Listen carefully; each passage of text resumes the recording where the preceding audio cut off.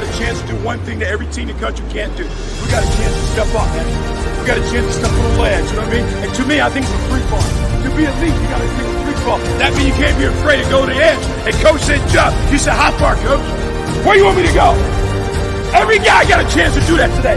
If you're elite, grab somebody today. Take him with you. There's no more average in this program. There's no more average in this program.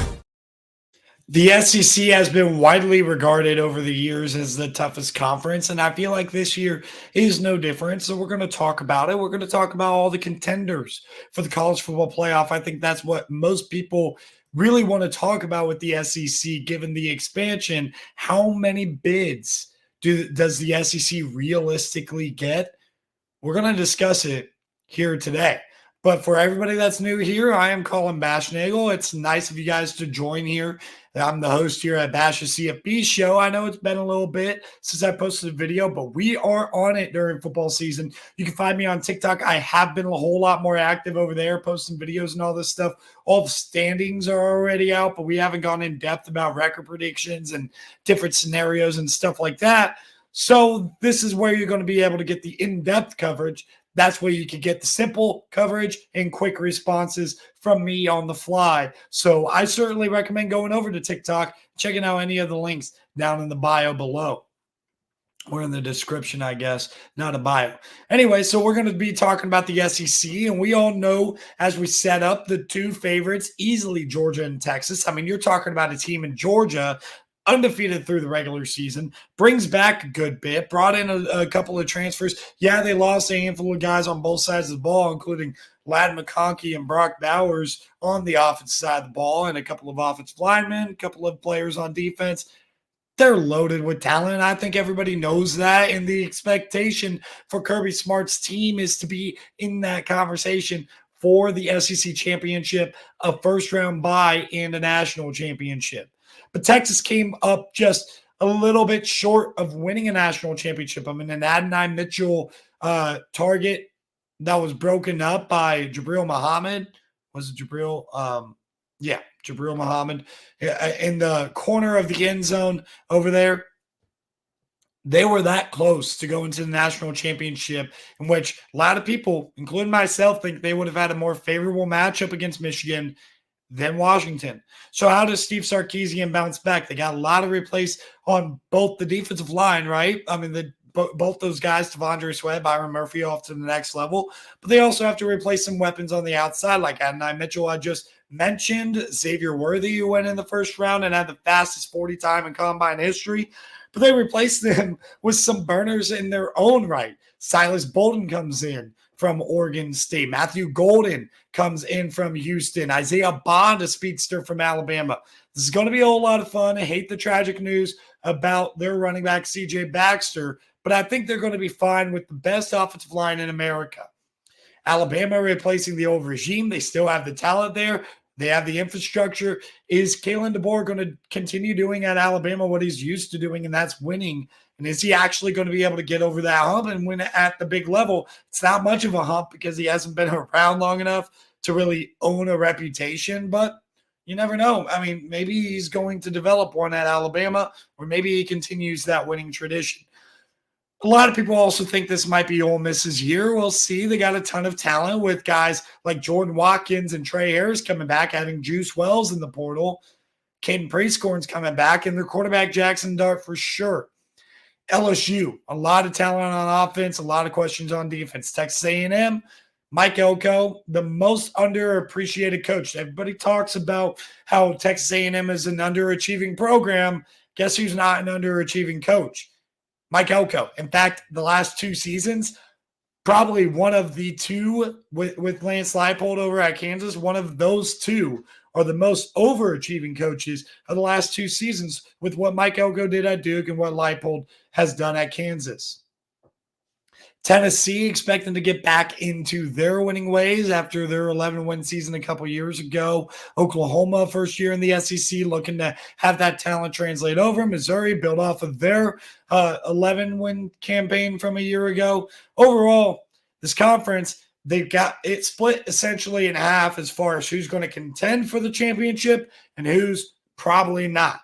But the teams that will probably not, that could be dangerous in a one-game scenario, watch out for Auburn, watch out for Kentucky, especially Auburn. I feel like Auburn's really, really talented. What Hugh Freeze has going on there, a lot of fun. But overall, we'll see if the standings kind of reflect the odds down below. Just real quick, SEC Heisman odds, I want to talk about this. Plus 750, Carson Beck, who's second in America, and third in America is Quinn Ewers at plus 1,000. There's a three-way tie in the SEC, by the way, with three guys at plus 1,400, with Nico Iamaleava, the young first-time starter at Tennessee, Jalen Milroe, the athletic freak at Alabama, and then probably the most proven passer in Jackson Dart. Then at 6, the heir apparent to the former Heisman Trophy winner, Garrett Nussmeier, who had some playing time in the 2022 SEC Championship and looked great in that time.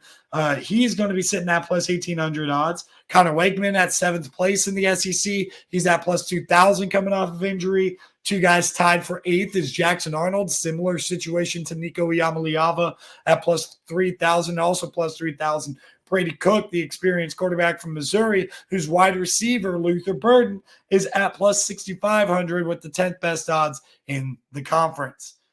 Enough chatter going on, though. I got some predictions to share with you guys here today, as the win totals will be scrolling down below for you to be able to look, compare the Vegas number to the number that I give them in the win column.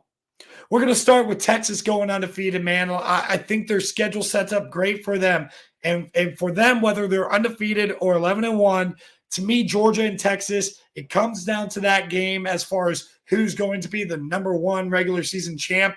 But I think we're going to be in a collision course for a rematch no matter what happens in that game in Austin. Texas versus Georgia, SEC championship. That's what I believe is going to happen. Alabama, 2 losses here. This is a really, really tough schedule for them. They got to play against the Georgia Bulldogs. They got to play Missouri. They got to play Tennessee and Auburn and all of these tough LSU, all these tough teams. And we'll talk about all of these teams, give them a mention here. But I think Alabama, they're going to have one of the stronger schedules. And I think they're going to be solidly in the college football playoff out of this group that you see next. But if you could see clearly here, I got 6 teams with 10-plus wins. What are the odds the SEC gets 6 teams in the college football playoff? They have to see a complete and total collapse from the Big Ten and the Big 12 and the ACC to essentially be a one-bid league. So if you get Ohio State and Oregon in there, that's 1 at-large. Remember, we get 5 conference champions and 7 at-larges. What the SEC is asking for right here with the 10 wins is 5 of those 7 at-larges. So the Big Ten would only have to be responsible for 1 or 2. Basically, the other conferences would have to combine for 2 for all of these to get in. But who's going to be the odd man out if the SEC ends up going this direction?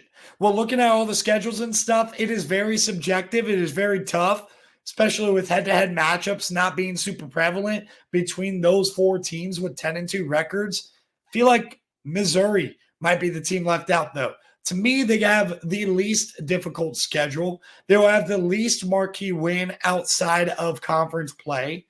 And I think that seeing that laid out in front of you, the Missouri Tigers are probably the odd man out if you had to take one out.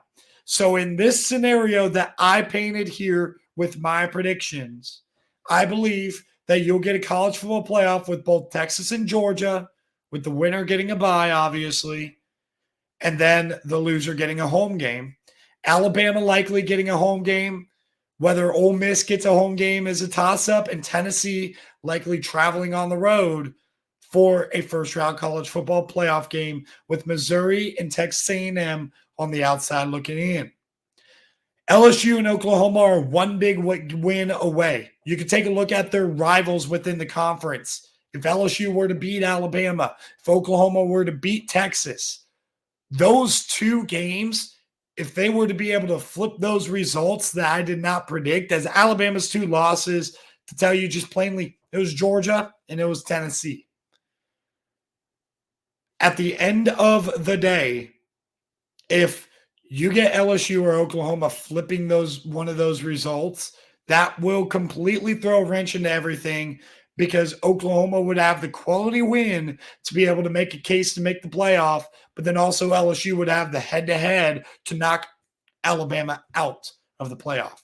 So I think when you're looking at playoff chances, you have these 9 teams here that are listed who have a chance to make the playoff. And it's basically, to me, like Texas, Georgia, Alabama are soft.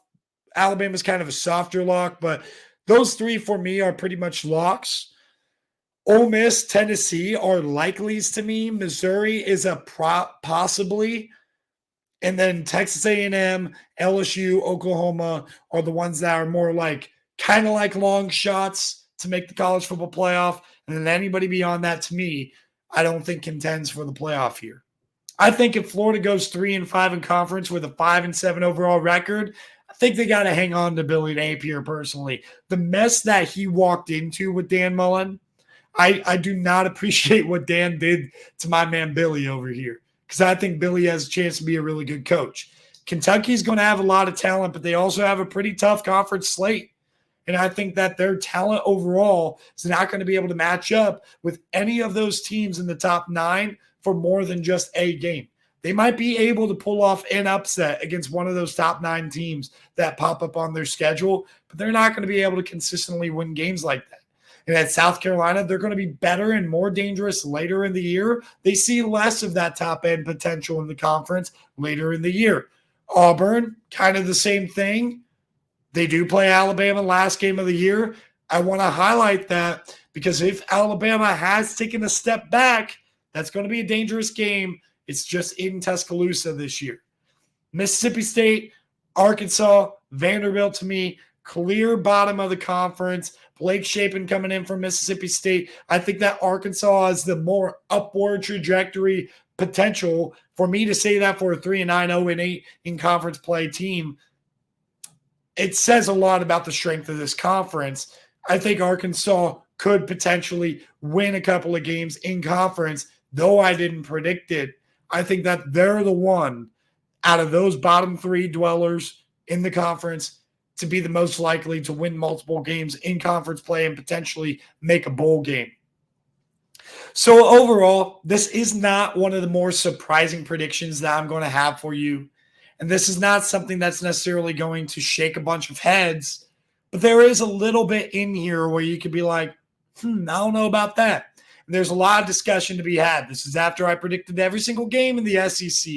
So comment down below if you think that Texas and Georgia will be the matchup in the SEC championship. And pretty soon, within the next week, I'm pretty positive within the next week, we will be having the conference championship prediction video where we go through conference by conference, and the representative for the SEC will be predicting the game between Texas and Georgia to see who's going to get that first round bye. And then a couple of days before the first game between Georgia Tech and Florida State kicks off at noon on Saturday, the 24th of August, we're going to be doing the full playoff prediction.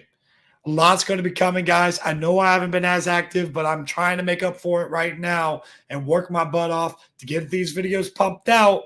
So with that being said, everybody, make sure you like the video if you made it this far, because if you like the video, like the video. You can also comment down below, and you can find me in the description down below. And finally, subscribe would really appreciate it. With that being said, I'll see you guys next time.